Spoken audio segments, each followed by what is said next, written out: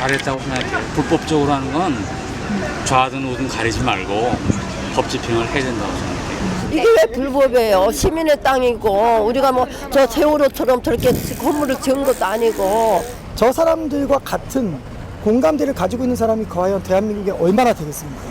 반드시 철거해야 된다. 너무 어른들한테 폭력적이었고 이분들도 억울한 게 있기 때문에 친다고 생각을 해요. 저는. 대한애국당, 한우리공화당이 광화문 광장에 설치한 천막이 25일 새벽 5시 40분경 기습적으로 철거됐다. 천막을 설치한 지 47일 만의 일이다.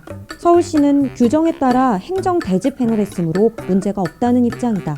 반면 우리공화당 측은 서울시의 강제 천막 철거는 엄연한 정치적 탄압이라고 성토하고 있다. 실제로 우리공화당 측은 천막을 철거한 지 약 6시간 만에 다시 천막을 설치하며 더 강력한 투쟁을 예고했다. 팽팽하게 맞서고 있는 양측의 입장을 듣기 위해 양측 관계자에게 전화를 해봤다. 이제 5월 10일부터 우리 공화당이 광화문 광장을 무단 점유하고 있는데요. 저희가 5월 10일 날 처음으로 자진 철거를 요청하는 계고문을 발송을 했습니다. 그래서 5월 16일에 2차 계고문을, 6월 7일 날 3차 계고문을 발송해서 자진 철거를 요청했었습니다. 근데 자진 철거를 하지 않아서 저희들이 행정대집행을 준비해서 시행하게 됐고요. 저희들이 인력동원이라든가 관련 부서 협의를 맞춰서 하게 된 게 오늘 아침에 하게 된 겁니다. 6월 25일 6.25 제 69주년 날이었는데 1950년에 김일성이 남침을 했다라면 2019년 6.25에는 박원순 좌파시장이 우리공화당의 천막 진실투쟁을 파기하였다. 그렇다면 서울시에서는 왜 우리공화당의 천막을 불법으로 규정하는 것일까? 서울시에서 밝힌 강제 철거의 이유와 그에 대한 우리공화당의 반론을 들어봤다. 대한애국당 천막은 사전 협의나 사전 절차, 형식적인 요건들을 하고 있는데 맞지 않았었고요. 그리고 저희 조례에 보면 광화문 광장 같은 경우에 시민의 건전한 여가사냥과 문화활동 등을 지원하는 공간으로 저희가 관리하도록 돼 있습니다. 그래서 좀 내용면에 봤을 때 좀 차이가 있지 않나 저희가 판단하고 있습니다. 사전 신청하지 못했다. 그 부분에 절차적 문제는 있겠습니다만은 정치적 표현의 자유, 집회 결사의 자유라는 헌법상 기본권을 지금 저희가 행사하고 있는데 광장 사용에 대한 조례와 규칙이라는 하위 규칙을 통해서 국민의 헌법상의 기본권을 제한하고 침해하는 것은 정당 탄압입니다. 그리고 점유하고 있는 공간이 통로로 사용하는 공간이라 원래 사용 허가 대상도 안 되는 데다가 무단 점유하는 시설물을 설치했던 겁니다. 또 설치 이후에는 가스나 휘발유 이런 위험물들을 많이 갖다 놓으셔서 안전사고 위험이 굉장히 높았었고요. 우리 서울 시민들의 통행에 전혀 방해가 안 되도록 저희가 협력하고 도와드리고 했지. 아니 사람들이 모여있기 때문에 먹거리가 필요한 거는 기정사실이잖아요. 운영상에 필요한 필수품들이었었지 형평성의 문제인 거죠.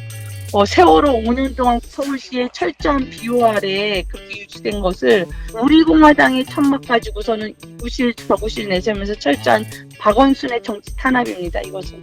이 밖에도 서울시는 시민들로부터 발생한 민원을 철거 이유로 제시했다.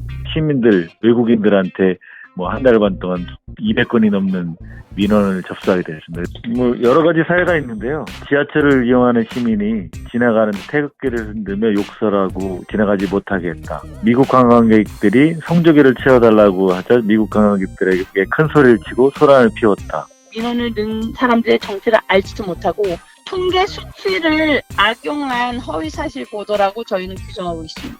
사실 광화문 광장에서 강제 철거는 처음 있는 일이다. 이를 두고 적법한 집행이었다는 의견과 과한 조치였다는 의견이 팽팽하게 맞서고 있다.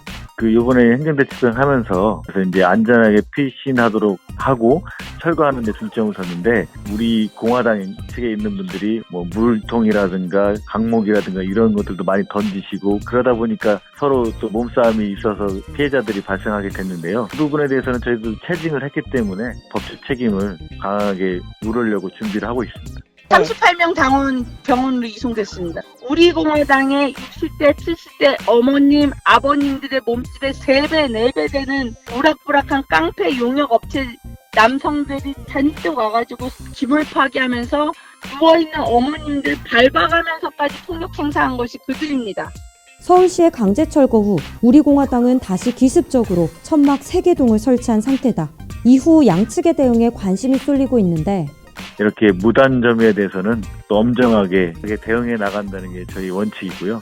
이번에 새로 신규 설치한 것에 대해서도 계고하고 행정대집행하고 이런 절차로 진행할 계획입니다. 저희들이 추산은 2억 원 정도로 이번 대집행 추산하고 있는데요. 지금 정산하면 정확한 비용이 나올 텐데 행정대집행법에 따르면 행정대집행 그 비용은 원인자에게 청구할 수 있도록 돼 있습니다. 그래서 우리 공화당한테 청구할 계획이고요.